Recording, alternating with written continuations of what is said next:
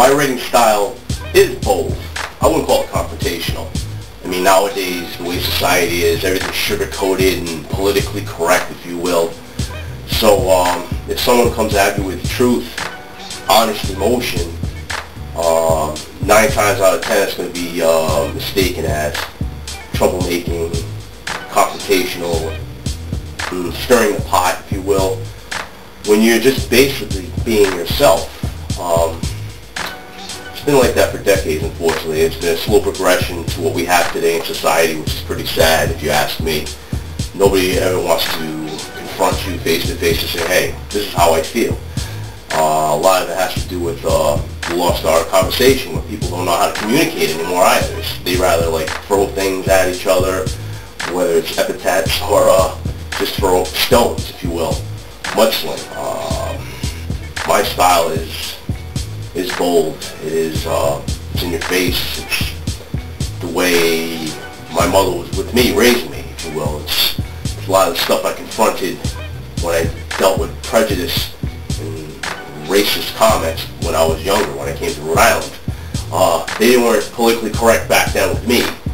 Not that I'm saying the way I am, the way I write is anywhere like that, but I believe as an individual, you would rather have someone tell you the truth than to BS you.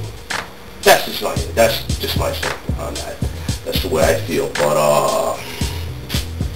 you know, if people are turned off by it, which as far as I know, I've gotten a lot of great feedback.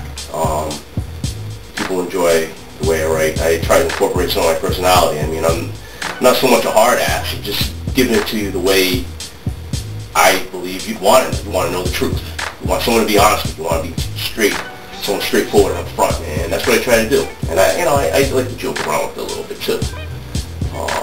But for the most part, the rational thinker, the critical thinker, one who's objective, it doesn't matter if someone's going up there going blah, blah, blah, blah, blah. If they are looking for the content, the substance of the content, of the writing, of the speaking, they're not going to miss it. So, and by all accounts, what I've been writing with my personality, my writing style, people have not missed what I've been trying to convey.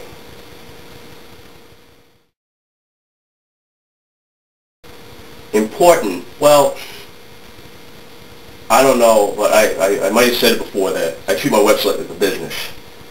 And any business owner will have their personality stamped on it, if you will. My personality definitely is incorporated into AsiansMixedRace.com, the AsiansMixedRace.com experience, but it's not central. As I just mentioned, my writing style, that's the way I am. I'm not going to BS anybody. People have met me, they know that. I'm an honest person.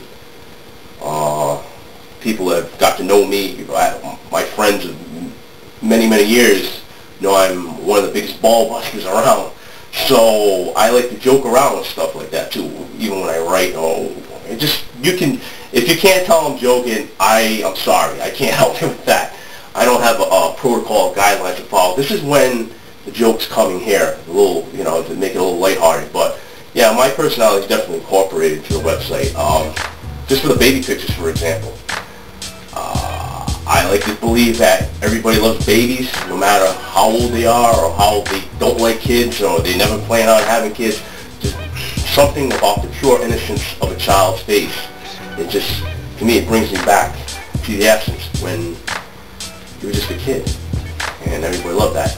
That's part of my personality. I think life was simpler for us when we were kids. We didn't have to worry about, someone asking us what our racial background was at the time. We worried about if we were going to go riding bikes or catching frogs or climbing trees or, just doing things that kids are supposed to do. So, yeah, in a way you could say that the picture gallery is part of my personality. So yeah, basically, my personality is incorporated, but it's not central, but it's most definitely important, because last thing you want to have is people looking at your site and thinking there's C-3PO there, or R2-D2, something very robotic, and I'm not robotic, so I hope that answers that question.